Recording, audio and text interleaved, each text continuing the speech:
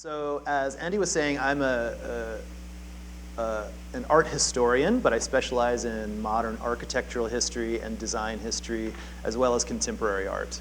And one of the things I'm really interested in is how modernism, from an earlier period than the period you're probably interested in, and coming to Tucson Modernism Week, changed as it moved from Europe in the 1920s and 30s, and as it was then kind of migrated into the United States in the 1940s and 50s. So that's kind of what I'm going to talk about today. I've chosen kind of 4 modern masters of architecture, and I'll just briefly kind of follow their trips across the Atlantic Ocean and see what happened to their work when it landed in the context of the United States. And as you can see from my title, I'll suggest that it didn't just change aesthetically, but it changes its political meaning too. Because it was something very radical and different in Europe in the 1920s than what it became in the 1950s in the United States. So here are the people I will talk about. Granted, this is probably too much information for today, so I'll go fairly quickly, but if I go at any point too quickly or I gloss over something you'd like to know more about, please feel free to interrupt me. But we'll be talking about a German architect, a Swiss-French architect, a Finnish architect, and an Austrian architect, all of whom, except for Eero Saarinen, are really of the same generation, born right at the end of the 19th century and then passing away in the post-World War II period in the 1960s. So some of these names may be familiar to you, yes. I don't want to assume too much or too little. If what I'm saying is too remedial, then please stop me, but I want to make sure I include everyone, even those who don't know a lot about this subject. So Mies van der Rohe, one of the undeniable masters of the 20th century architecture. Le Corbusier, perhaps even more significant than Mies himself.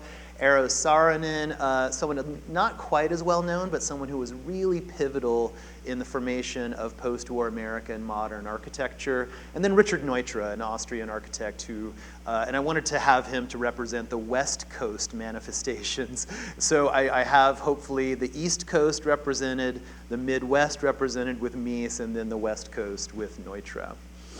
Okay? One of the things I also like to point out when I'm talking to audiences, especially at Tucson Modernism Week, who come to Tucson wanting to see this amazing mid-century architecture that we have here, and I think sometimes people look at modernist architecture and they think that it's contemporary architecture. They think that it's of today, which is great. I think it still looks great today, but in fact, the modernist style is well over 100 years old.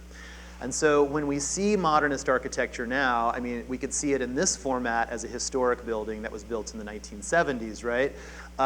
This is of a particular moment, but we still have an amazing amount of architecture being produced today that's still more or less in the modernist style. And I think I have a couple of slides to... People generally come here to look at examples of what I would call post-war modernism, and that's post-World War II modernism. Or what kind of more popularly might be known as atomic modernism or googie modernism, these kind of crazy mannerist, diners and gas stations that you started to see pop up in the United States all around in the 1950s. And we can go through these moments, and these are the moments I'm going to talk about and reiterate. Yeah, so it's a little bit washed out, but hopefully you can see these okay. This is a Mies van der Rohe building from the 1920s. And you can see it has a lot of the modernist hallmarks, right? The extensive use of glass and steel, the really kind of open space, the flat roof and so on. The way in which the building is constructed is really foregrounded and obvious. It's almost like an invisible building a little bit in terms of not having any opaque walls and so on. So this is the 1920s. Skip ahead a generation later, and you start to see very similar gestures apparent in the United States in domestic architecture in the 1950s, for instance. This is a Pierre Koenig house in the hills of Los Angeles. But now, of course, it has this kind of glamorous image of the stylish couple living in this idealized domestic space. And then, if you pick up practically any Dwell magazine or Wallpaper magazine these days, you see the same aesthetic gestures and conventions, but they are presented as though they are brand new in a sense. They're presented as contemporary architecture, when in fact what we're looking at here, and this is in no way to denigrate this, I think it's a beautiful little house here, but it is a historical style at this point. It harkens back many generations to the early years of the 20th century. So I think that's interesting to keep in mind. Even the things we see now that we feel are very fresh and of the moment have a history. They came from somewhere, and doubtless they will go somewhere else, right? But nothing just kind of springs up and is purely contemporary and of the moment. So that's kind of what I want to talk about, is how we get to this moment in the 50s and 60s in the United States of having all of this type of wonderful modernist architecture. So what I'm going to be talking about initially are some of the avant-garde modernist movements in Europe that formed in what a lot of people like to call the interwar period. So the period after World War I and before World War II begins. So from around 1918 or 19 to 1940 or 1939 to be exact. And I love this little chart. It kind of diagrams out, and this chart is from the 1930s actually. I don't think anyone would be foolish enough to try to map all this out now, but they were at the time, luckily. So you can see the interactions. Here's, quote, modern architecture, and you can see the timeline here. It's in the middle of the 1920s, and it is connected either directly or indirectly to a lot of avant-garde movements you may be familiar with, right? Like Cubism, Dadaism, De Stijl, Constructivism, and so on.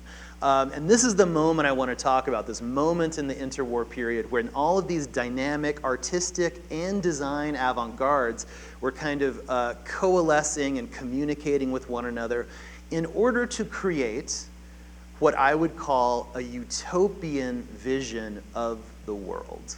And this is one of the main distinctions between the interwar period and the post-World War II period, is that the designers and artists associated with all of these avant-garde movements, they understood their work to be transformative for society. And to put it even more simply, they thought that good design could change the world. They thought that it would change people's lives, that it would enrich the built environment, and that it could in fact serve a political role in terms of starting political revolutions and overthrowing old governments and things like that. And that's something that very much changes, as you can imagine, as these styles migrate. Just to mention a couple of more interwar things that are very important for later modernism. One was a huge exhibition that took place in Paris in 1925. And the other was an exhibition that takes place at the Museum of Modern Art in New York. So here's Paris in 1925. And I'm showing you a postcard view of the entire fairgrounds. I'm sure you all know what a World Expo is, or a Universal Expo, or a great exhibition. This was one of these precisely, only it was dedicated to the decorative arts. So it was the Exposition Internationale des Arts Décoratifs et Industriels Modernes. So it's decorative arts and modern industrial design, essentially. But let's just focus on that one phrase, art décoratif, right? And if you take off the suffix from décoratif, you get the phrase art deco, which many people probably have heard of. And it was at this fair in 1925 that you start to see some of the fundaments of what will come to be known as the art deco style, right? So So what are some of these characteristics? The buildings, and please feel free to chime in, but the buildings are very symmetrical. They're quite ornamented, and all of them have this really interesting kind of stepped profile in their elevations that I always think of as a kind of a ziggurat shape, right, as they go up. So the decoration, the symmetry, yeah? I didn't know we could talk right now, but the previous slide had going into the fold. Can you say something about that? Was that Woolly's excavation? What was that about? Well, but there is it. yeah, well, remember, this was a period, and thanks for asking this, because it gets us right into the political component of this as well, but this is the period of high colonialism, where France, for instance, especially, has a huge presence in North Africa, where a lot of Islamic architecture was and things like that. So throughout the 19th century and into the 20th century, you have a real influence of Eastern design, African design, and so on. So a lot of those things that the Europeans considered to be exotic start to influence a lot of this, and especially Egyptian, ancient Egyptian architecture. You know, Howard Carter was doing his excavations in the 20s and 30s, and so that comes to also really inform the Art Deco. And a lot of those influences you can also see as Art Deco moves very rapidly from the European context to the American context, where it becomes, at least for a brief moment, kind of the official style of the New York skyscraper, right? It's things like the Chrysler Building that have the same symmetry, the same kind of decorative program, and the same kind of sense of almost exoticism to go along with what we were just saying. Also, something like Rockefeller Center. Could be considered Art Deco, right? It has that same kind of stepping, and here we're looking at this, mainly this lovely central tower here with all of its kind of shifting planes and kind of stepped elevations. The other thing I just want to mention is this exhibition that took place at the Museum of Modern Art in 1932. This was maybe the first moment when Americans were exposed in a wholesale fashion to the development of European modernism. And what happened was the curators of this exhibition, Philip Johnson and Henry Russell Hitchcock, they went all around Europe photographing modernist architecture, and then they brought it back to the States in the form of photographs and plans and drawings and models that you can see some of here in the exhibition space, and they termed this the international style. And it represented the progressivism of European architecture to an American public. So this was one of the ways, and I think it planted a little seed in people's consciousness about this kind of European modernist idea, and in a way it lays the groundwork for the acceptance of modernism after World War II.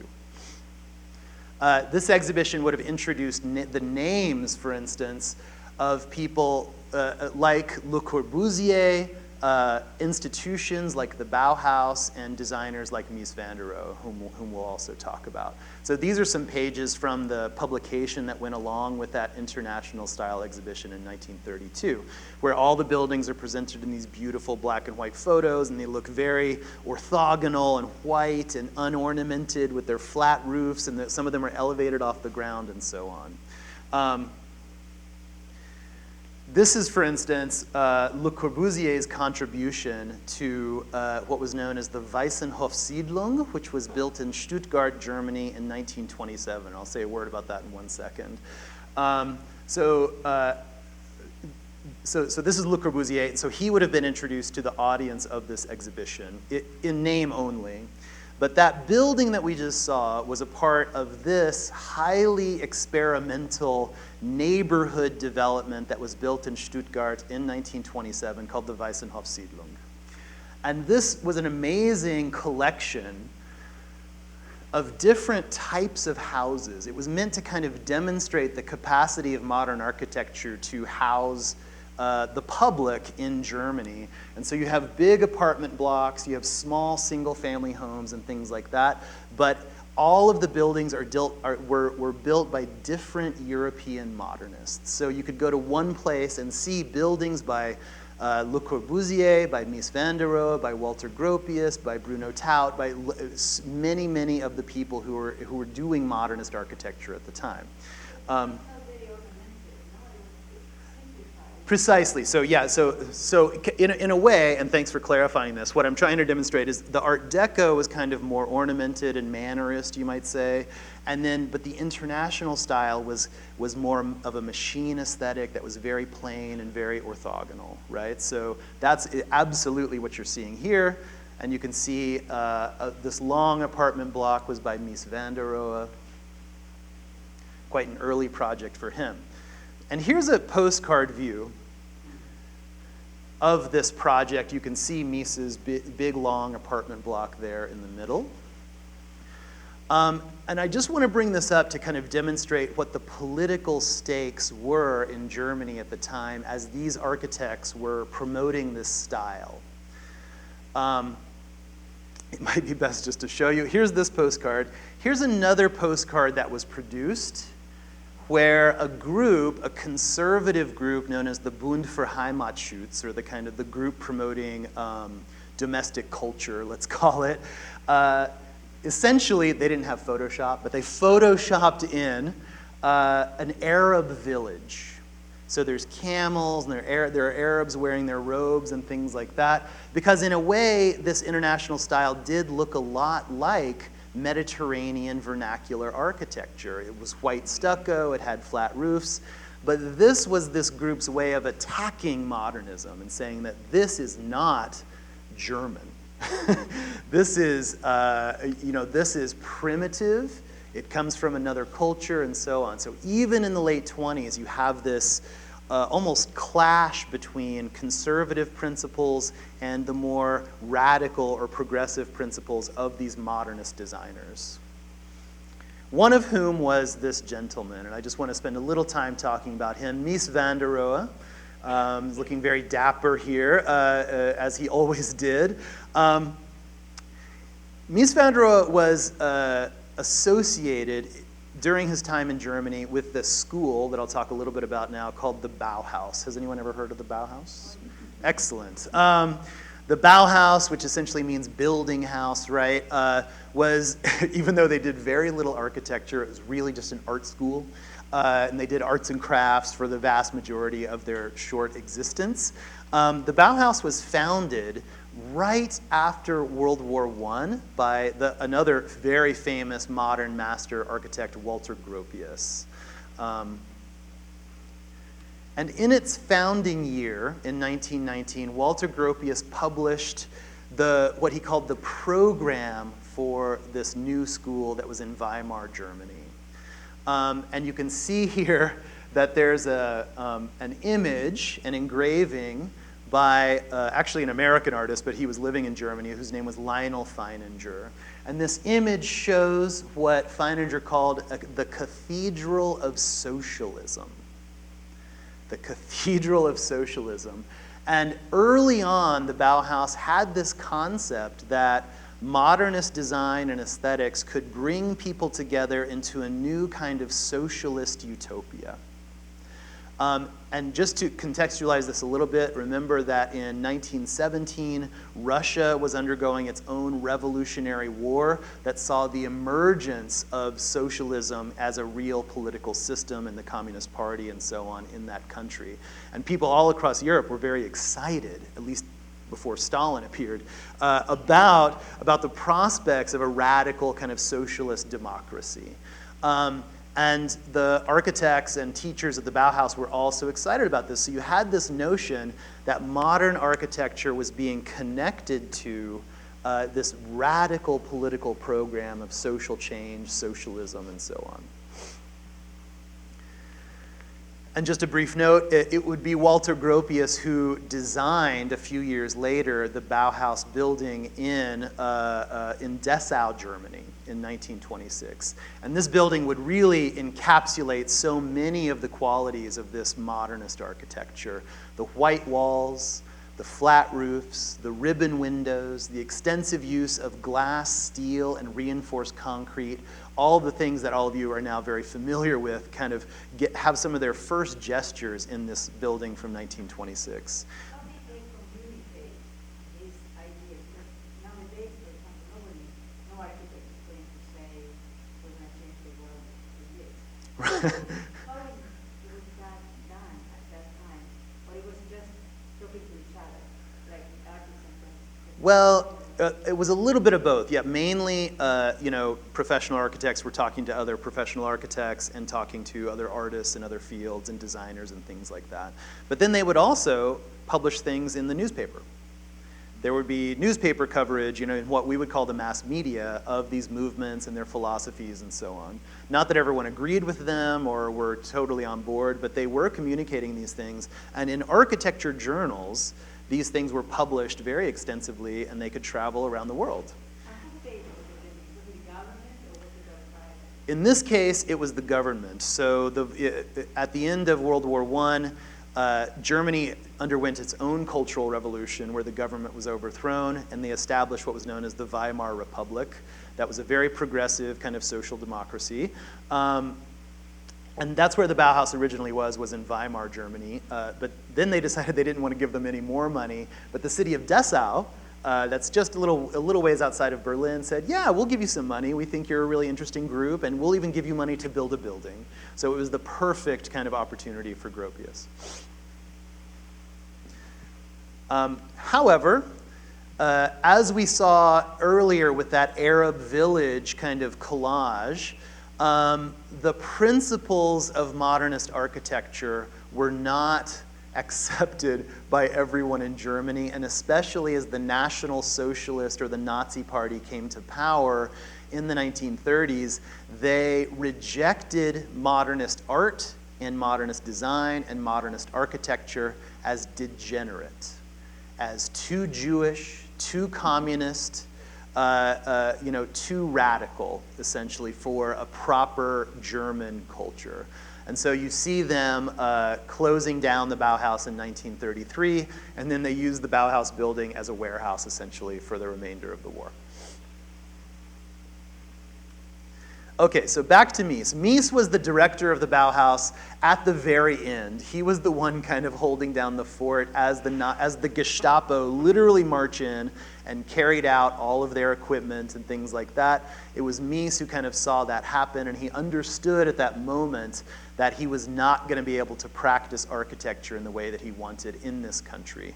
So he made his escape, but before I talk about that, right before that moment, he built probably one of the most famous kind of icons of interwar modernism in Barcelona, of all places, where he built the so-called Barcelona Pavilion. It was actually the German pavilion for a World Expo that took place in Barcelona. But this building was kind of one of the purest expressions of Mies's emerging aesthetic and ideas about what architecture should be.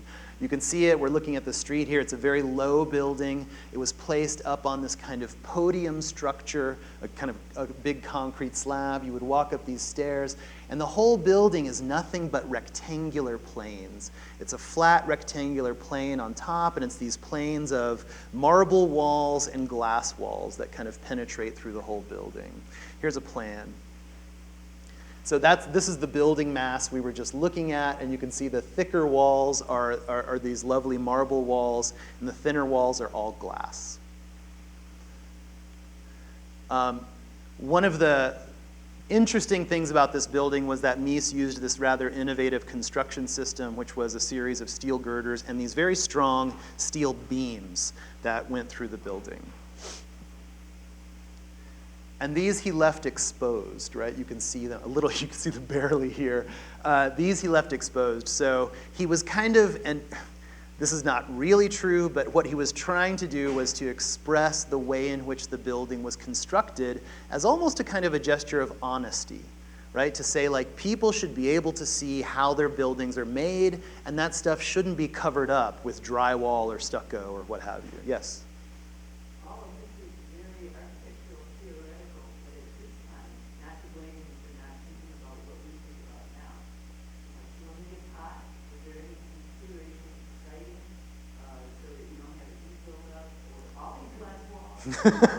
No, no. I mean, look, in his defense in this case, this building was meant to be a temporary structure, and its only function was meant to host receptions for diplomats and people, VIPs visiting this expo. So it had a very limited program. No one had to live in it, and it was going to be taken down immediately after the expo. It's now been reconstructed, so if you want, you can go and see it, but yes.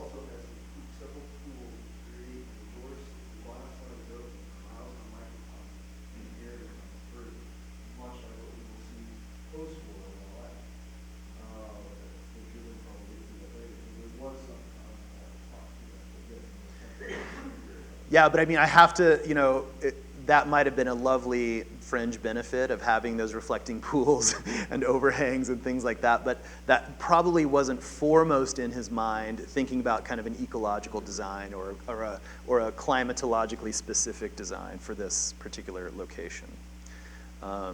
Just a couple more images. So this is 1929. 1933, the Bauhaus is closed. Mies realizes his career in Germany is not feasible at all. So, where does he go? The US. There was a rich family there who wanted to build a house in Wyoming, and they knew about this famous German architect. So he had already been traveling to the US, kind of working on this project that never really came to fruition.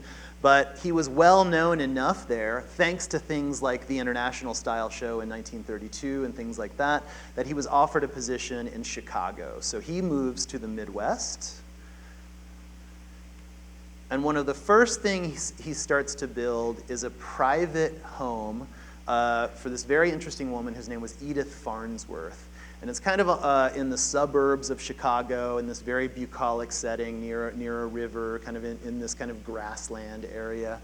And this becomes one of the iconic houses and really images of post-war modernism. It was built right around 1950. And Mies, for both practical but also aesthetic reasons, he raises the house up on these I-beams, these steel I-beams. And the house is like a sandwich. It's a reinforced concrete slab for a roof and a reinforced concrete slab for the floor, and that's really it. These beams hold those two slabs up, and the glass, and so that allowed him to put just glass around the entire rest of the house. So it's like a little glass sandwich, kind of. Now, I'll talk a little bit more about the Farnsworth house in a second. But if you were, for instance, living in the late 1940s and you were looking for a house, probably you wouldn't go straight to Mies van der Rohe, right, in Chicago. You would be looking at something a little bit more like this, which I'm sure a lot of you know of as well, right? The houses that were being frantically constructed in Long Island, New York, at a new development known as Levittown.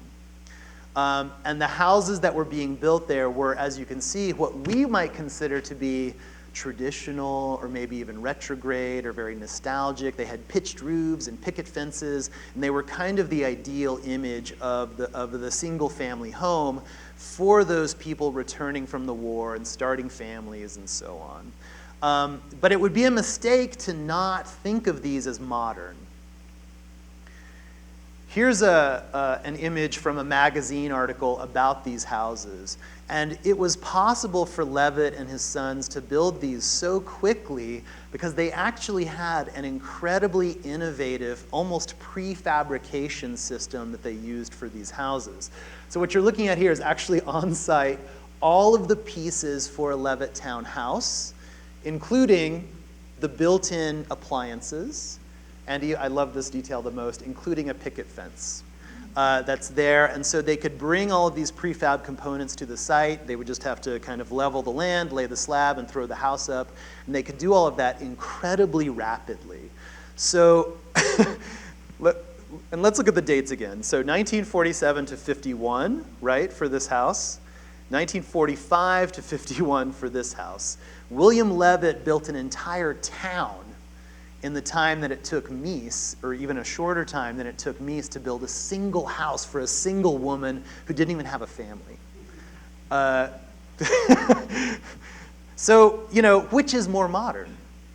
the house that looks really radical and modern, or the house that was actually built via these modernist principles of prefabrication, mass production, and so on. This is what a Levittown house looked like on the inside.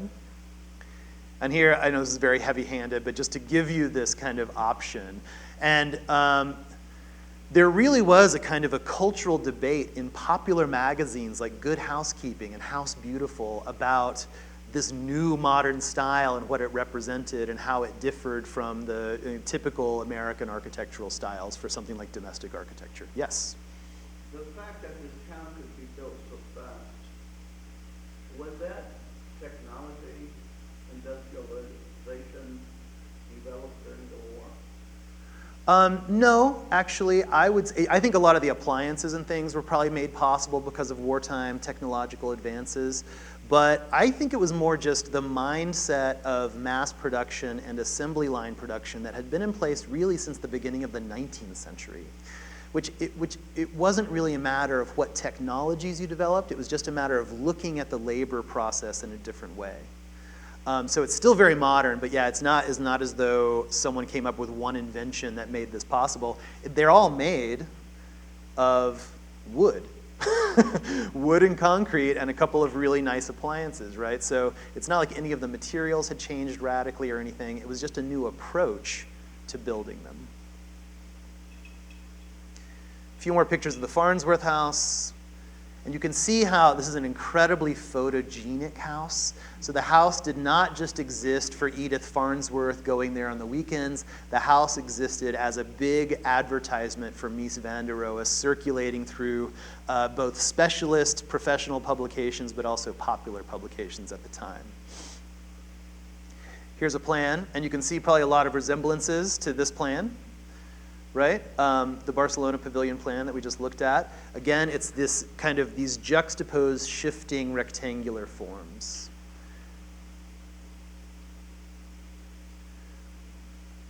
Was it built because of rain?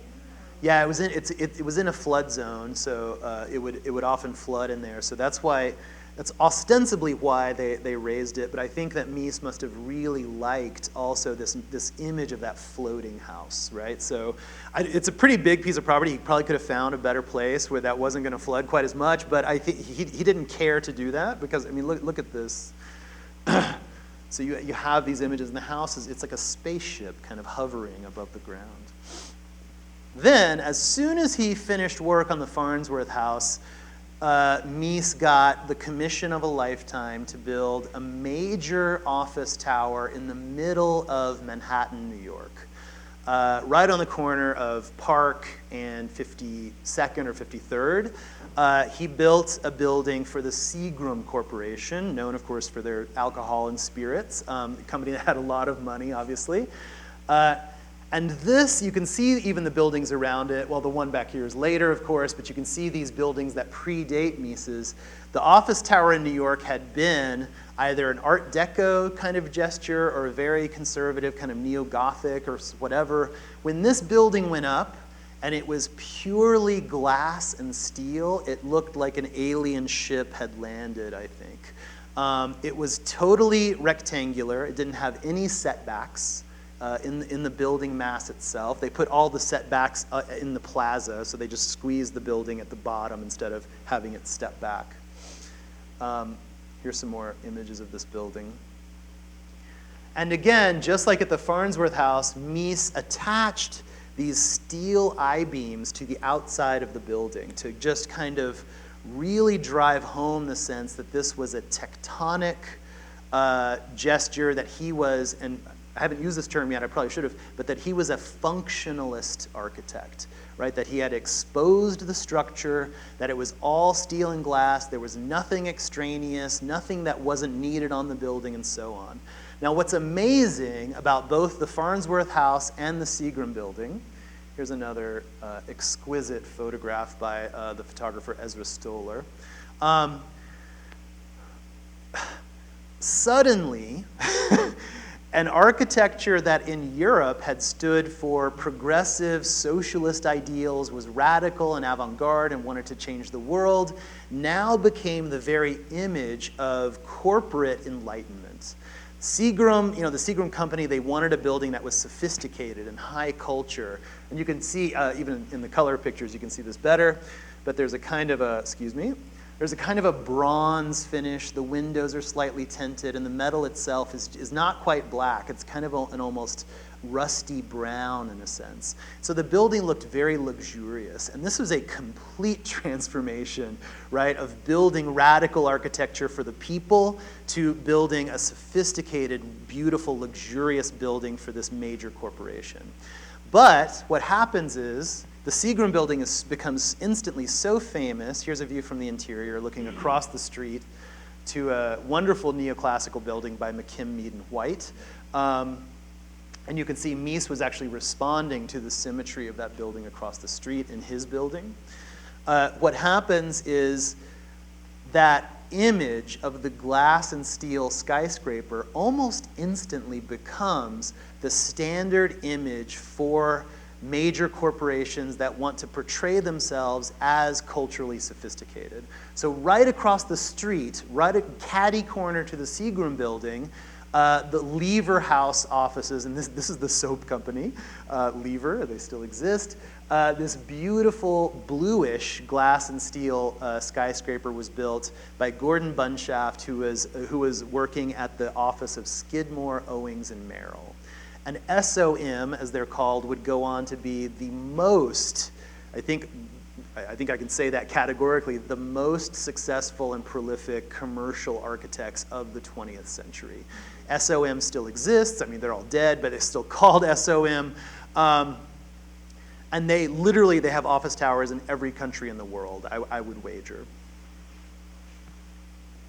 But that image of the floating planes, the glass and steel, the kind of industrial detailing and so on becomes kind of the desired aesthetic for American corporations. And as we'll see, for American domestic architecture as well. Oh gosh, I'm almost out of time. Okay. I'll just talk for a few more minutes. I just want to talk about this French architect, Le Corbusier, who is arguably more influential worldwide than Mies van der Rohe or Walter Gropius. But he never really built anything. There's one exception. He never really built anything in the United States. Unlike his colleagues, he didn't escape the war by coming to the States. He just kind of hung around in the shadows and then was prepared to help with reconstruction of Europe after World War II. So Le Corbusier was born in Switzerland. He moved to France very early. And by the end of the 1920s, he had designed several houses, but his most famous by far was the Villa Savoie, which is just an hour or so outside of Paris. And this was another kind of weekend home for a rich family set in a very lovely natural setting. And it too shares a lot of these same characteristics, right, that we've been seeing from the international style. The flat walls, the white walls, the ribbon windows, the kind of cubic forms and so on. And you can see, and this is, I don't think, a coincidence, just like the Farnsworth house, the house looks as though it's floating above the ground on these white columns. Here's a...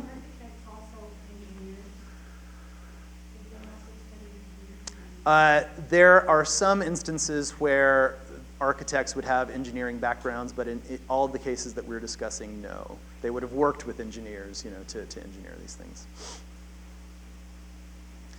So here it is in a more contemporary image. Here's a plan. I'm just kind of going through this far too quickly now. The house had this interesting kind of vertical component to it where you would walk up this central staircase and kind of zigzag through the spaces. It was actually 3 levels.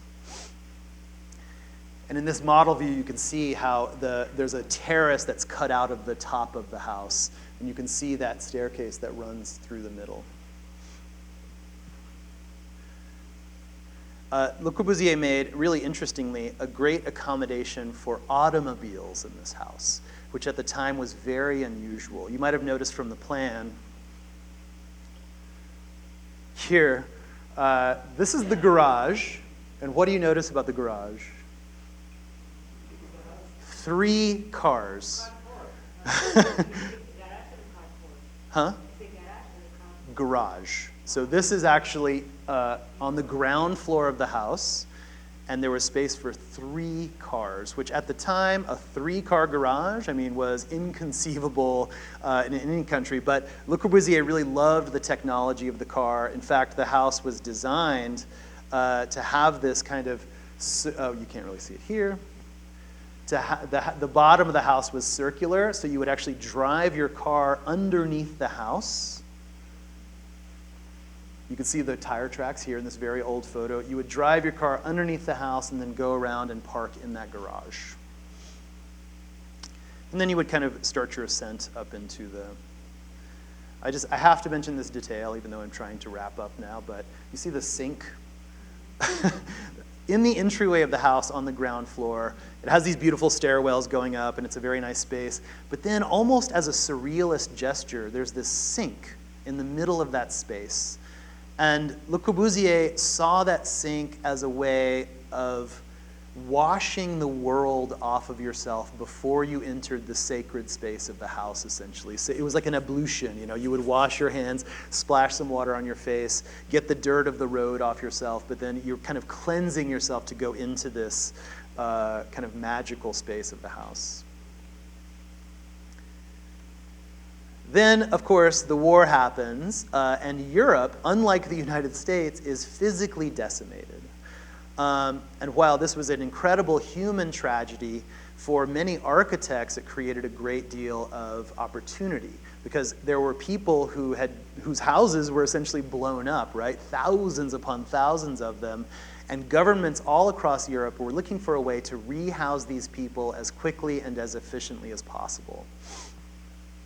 So immediately after the war, starting in 1947, in the town of Marseille in the south of France, which was it was a port city, it was completely destroyed during the war, Le Corbusier approached the regional government and he said, I can build you a house for a couple of housing for a couple of thousand people at an incredibly low price, and we can build it incredibly quickly. So you can imagine no government would say no to that offer. And so the resulting building was called the Unité d'Habitation. And it rose quite quickly for a building of this size in Marseille. And unlike Le Corbusier's pre-war work, he chose the material of reinforced concrete for this building. And he then made the further choice to leave the concrete exposed, so that you have rough form reinforced concrete that is the surface of the building to this day. This is underneath the building. It's raised on these gigantic columns that he called pilotis, and you can see very nicely the kind of really rough concrete forms still in evidence. Now, I'm going to wrap up, but I would like to say, just let's look at this building one more time. And this is what I mean when I talk about Le Corbusier's influence. This building was meant to be almost a kind of a self-contained city in the whole building. He had what he called interior streets. There were grocery stores inside the building. There's a hotel in the building and so on. But this building becomes a model for mass housing, not just in France, but everywhere. Right? So that whenever you see what they would call in England a tower block, or what we call in this country the projects, right, or something along these lines, you'll notice they're very frequently reinforced concrete towers with lots of prefabricated elements and so on. And this is unfortunately what Le Corbusier is remembered for, is creating these buildings that frankly people hate now, because they were inhuman and poorly constructed and poorly maintained and so on. So his name is often associated with these projects that have just spread around the globe. And I would also say, just to stick with this building, that the use of reinforced concrete inspired the post-war style of what's known as brutalist architecture. This is arguably the first brutalist building, and so just to bring it full circle to us right now, this building that we're in, built in the 1970s by William Wilde, with all of its exposed concrete, prefabricated concrete panels on the outside and so on, you can draw a direct line from this building to this building, essentially, built in Europe right around 1950. Okay, I have to stop there. I would have a lot more I would love to say, but we're out of time. So.